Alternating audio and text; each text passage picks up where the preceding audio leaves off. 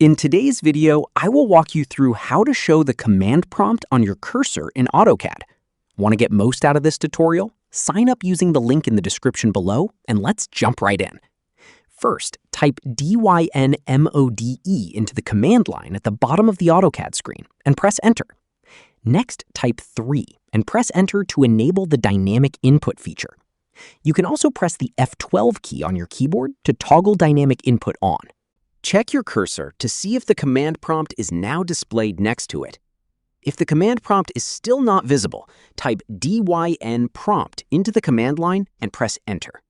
Then type 1 and press Enter to enable the dynamic prompt. The command prompt should now appear directly on or near your cursor, allowing you to enter commands while keeping your focus on the drawing area. And that's how to show the command prompt on your cursor in AutoCAD.